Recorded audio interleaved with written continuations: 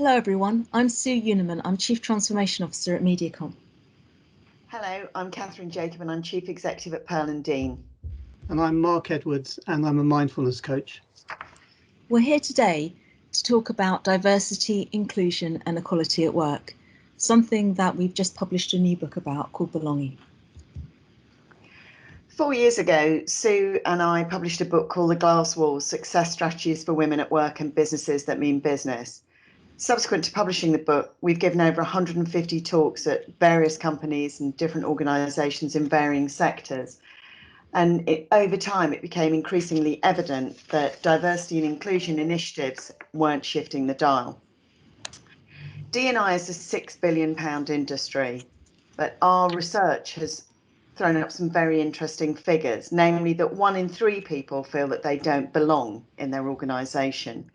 52% don't believe that their leaders take personal responsibility in driving diversity, and 1 in 3 have experienced bias, harassment, or inappropriate behaviour. And this is across any characteristic that tends to be seen as a minority: young people, BAME, the neurodiverse, and newly expectant mothers as well. You know, that kind of behaviour shouldn't be happening now, and yet it's still persisting. An example of the initiatives that have been happening is the Hampton-Alexander Review, which set a target of 30% representation of females on boards. They've beaten that, it's 32%, but if you analyse those figures in detail, only 3% of executive directors are women. There are only 4 women CEOs on the FTSE 100, 6 BAME CEOs as well. There are more CEOs called Steve, and just 25 women and 3 black men are CEOs of Fortune 500 companies. As Stephanie Mehta from Fast Company says, despite spending billions, companies can't buy diversity. And this is despite the fact that there's been so much proof that diversity drives profitability. Case study after case study. Companies with diverse management are 19% more revenue generative. The best quartile companies are 35% better returns when they've got a diverse board. So why is that dial not shifting? One of the reasons is that despite the proof that diversity drives profitability, there is widespread diversity fatigue.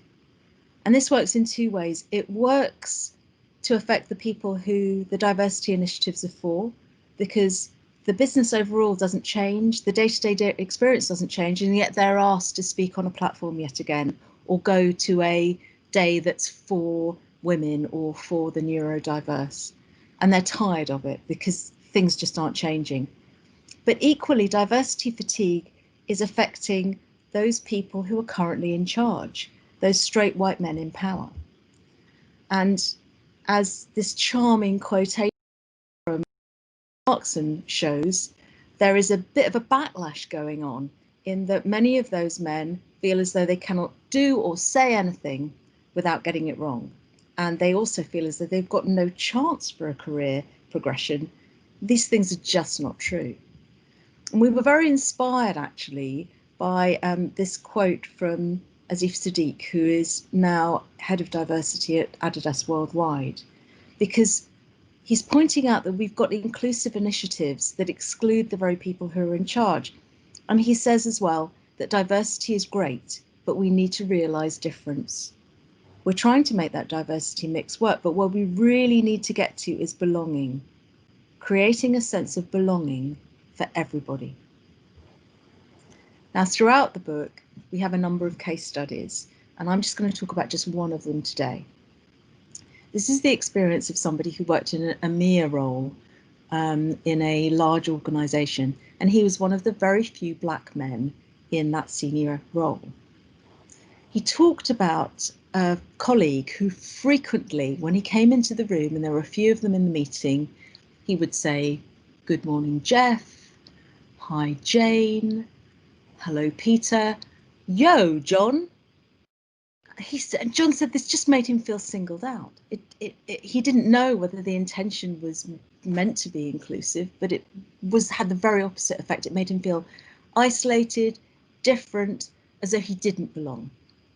And that's the thing about microaggressions, is that they're very frequent, they're very common, they're often very little action, sometimes just body language, and they make people feel like they don't belong in the organisation. And without that sense of belonging, you're not going to get progression, and you're not going to get the benefits of diversity and different opinions and different thinking that lead to profitability. So what do you do about this? Well, first of all, we all need to be very conscious of what we say and think, is it a kind thing to say? Is it actually friendly and inclusive? We can do the opposite, the antidote to microaggressions, which is microaffirmations. And that means being inclusive. It means speaking up for each other. And it also means never being a bystander when anybody says something that you just know isn't right. Now, this is easier said than done, otherwise we would have a better kind of culture already. And we're very conscious of that, which is why throughout the book we've created a set of exercises that, if you follow them to the letter, will actually help create a belonging workplace. And Mark is now going to talk through one of them. Yeah, so you may be in a meeting, you may hear somebody say something inappropriate, you may want to be a good ally, you may want to say something and challenge it, but at the same time that might make you feel very nervous. Perhaps it's a very senior person talking, or the comment may have made you feel angry or upset or scared. And if you speak from that place of anger or upset, it's very likely that you will not actually create the behavior change you want. You will not educate the person. You're likely to stoke conflict. What you want to do, your feelings are perfectly valid, but what you want to do is speak from another place. You want to speak from a place of calm, assertive strength.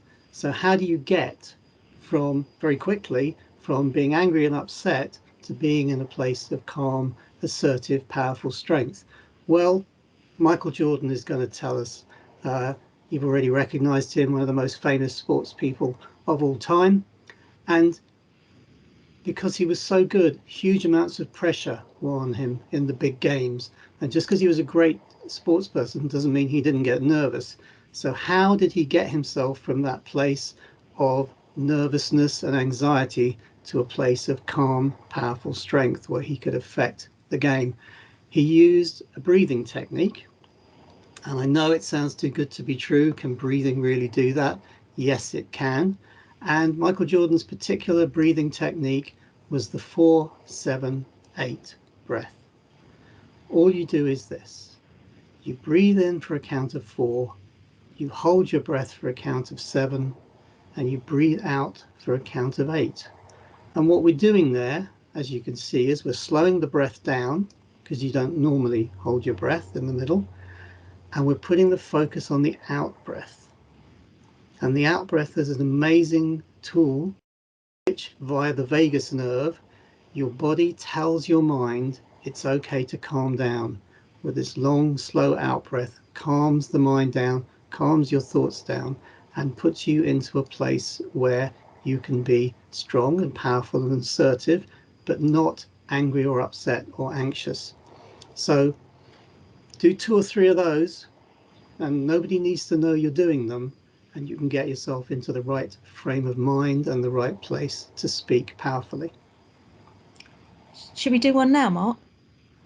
Okay, let's do one now. Let's everybody do one now. It's worth trying because you're going to notice that it's very unusual to hold your breath, and it's going to feel slightly odd, but it shouldn't feel uncomfortable. If it does feel uncomfortable, just breathe normally. Okay, let's do it. So first of all, just breathe in and out normally, and then breathe in, 2, 3, 4, hold, 2, 3, 4, 5, 6, 7, out, 2, 3, 4, 5, 6, 7, 8. And then breathe normally. Do keep on breathing. And you won't notice the effect now because you're not feeling anxious or nervous at the beginning of it, but you will have noticed that it's different from how you normally breathe. 3 of those should sort you out. Okay. So the key ideas that we care about and that are summarized in the book are here on this chart as the Belonging Manifesto. Everyone should feel safe to bring their real selves to work.